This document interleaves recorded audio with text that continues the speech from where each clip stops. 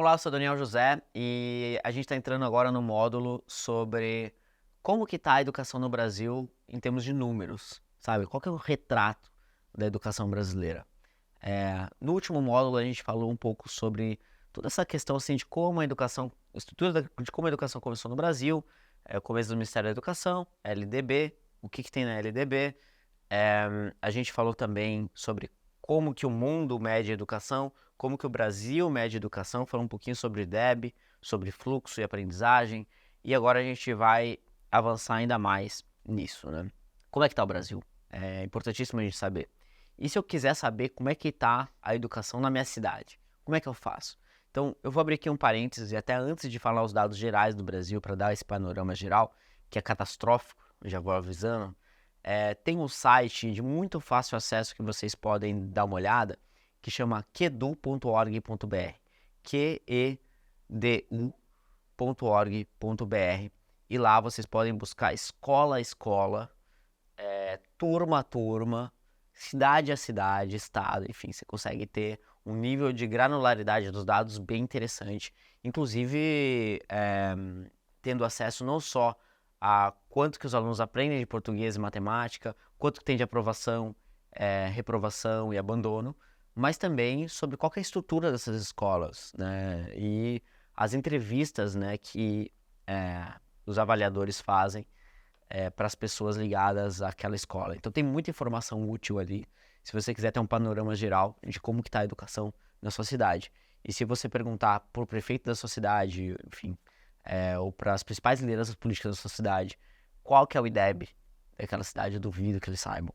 Esse é o nível, infelizmente, de entendimento da educação por parte das nossas lideranças políticas no Brasil. Mas como é que está a educação no Brasil? Como é que está o IDEB do Brasil? Então, quando a gente fala sobre fluxo, a gente está falando sobre abandono escolar, sobre reprovação, e dentro de reprovação tem um problema muito grande no Brasil que se chama defasagem da série, que é quando os alunos repetem 2 vezes de ano ou mais.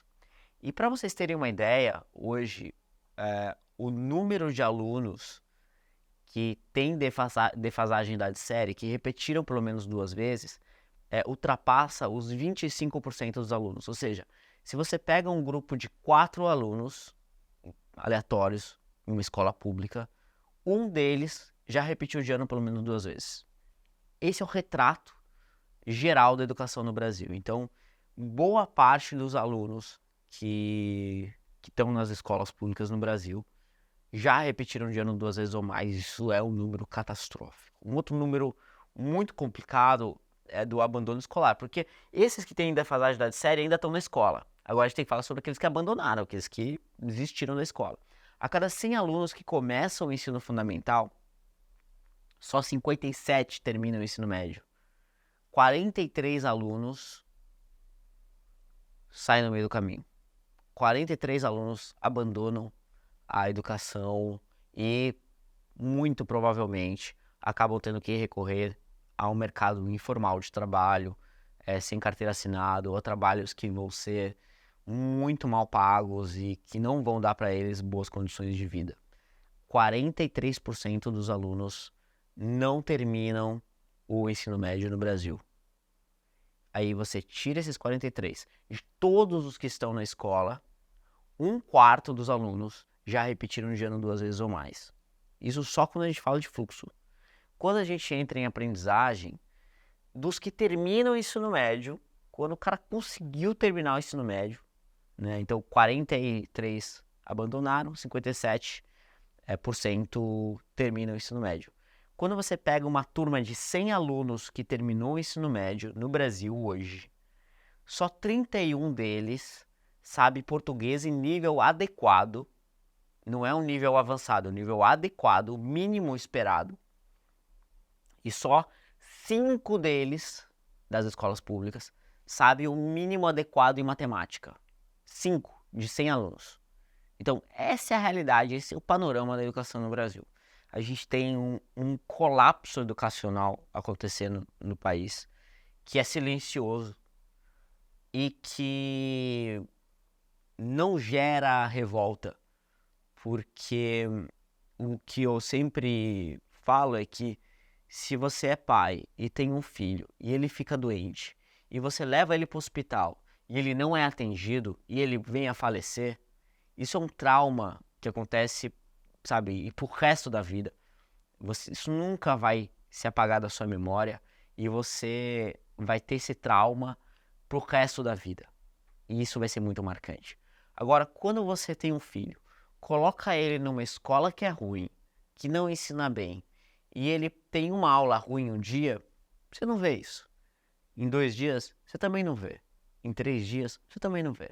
Agora, quando ele passa 10, 12 anos com aulas ruins, com um sistema que está colapsado, que não funciona, que não consegue dar boas aulas, que as escolas não conseguem ensinar bem, o que acontece é que esses pais muitas vezes não veem que, apesar dos filhos estarem vivos e respirando, eles mataram o futuro deles.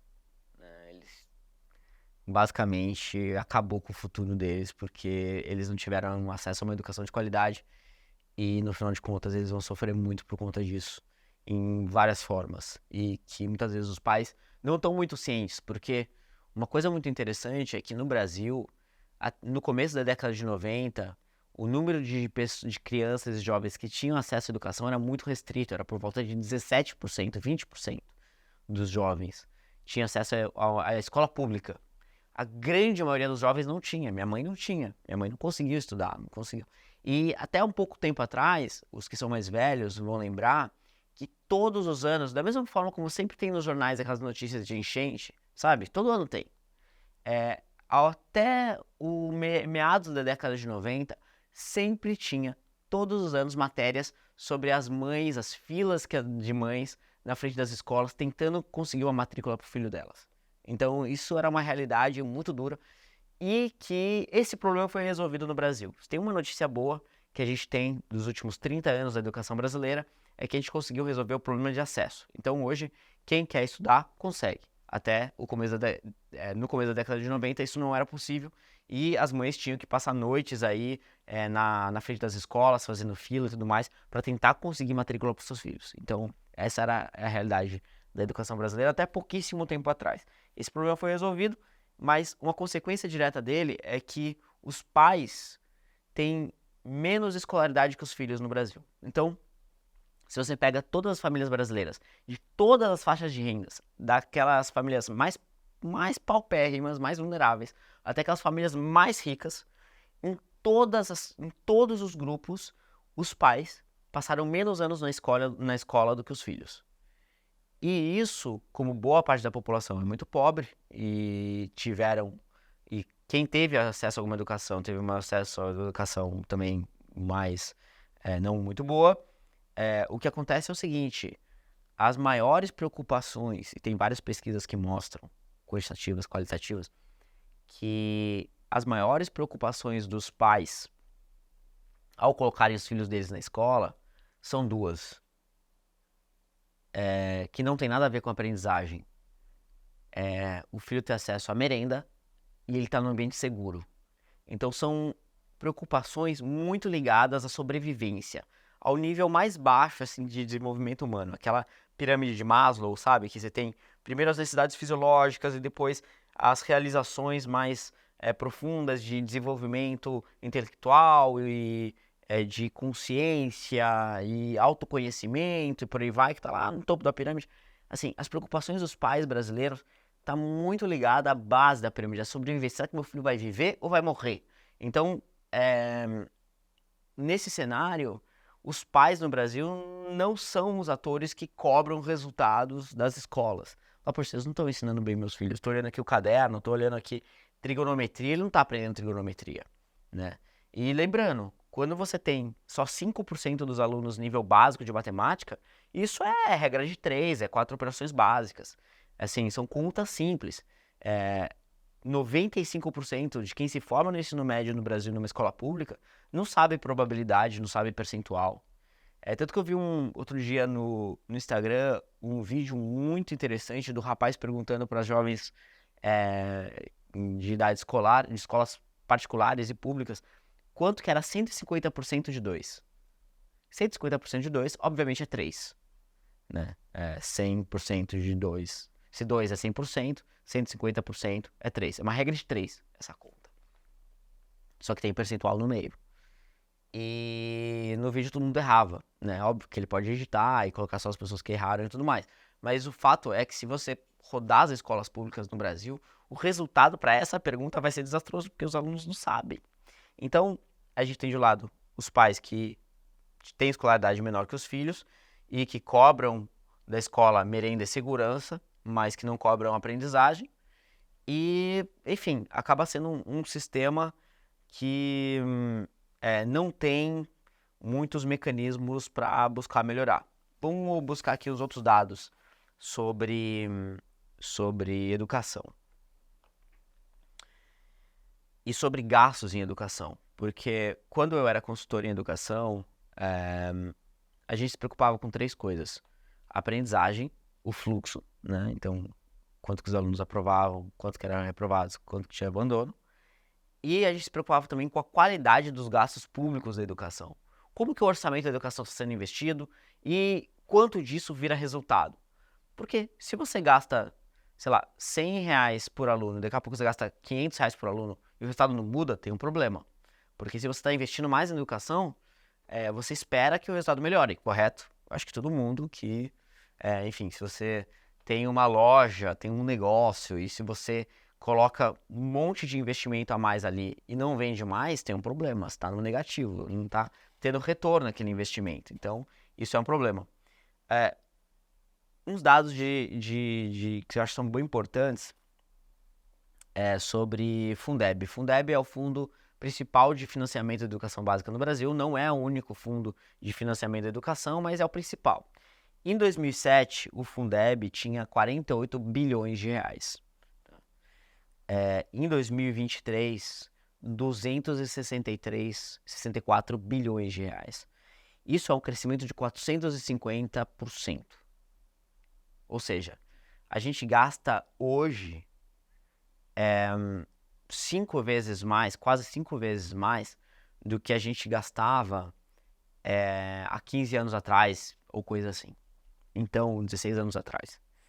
Então, nesse prazo, essa janela aproximada de 15 anos, a gente multiplicou por 4,5 vezes a quantidade de dinheiro para a educação. Tem que fazer os ajustes ali de inflação, tem que fazer, mas é um crescimento brutal, é muito dinheiro investido. E quando você pega o IDEB dos anos iniciais no Brasil, a nota em 2007 era 4, em 2023, 5,5. Crescimento no período de 37,5%. Nos anos finais, que é o 9º ano ali, em 2007, a nota do Brasil era 3,5, em 2023, 4,9, um crescimento de 40%, melhor ainda do que os anos iniciais. E no ensino médio, a nota era 3,2, de 0 a 10, e a nota em 2023 foi para 3,9, um crescimento aproximado de 22%. Ou seja, você aumenta os recursos em 450% e o resultado final aumenta em 22%, em 40%, em 37,5%. Ou seja, você gasta um monte e o resultado não vem. Isso mostra que tem um problema no sistema. E aí te pergunta, poxa, mas por que a educação não melhora? Por que isso não está acontecendo? E é o que a gente vai falar no nosso próximo módulo.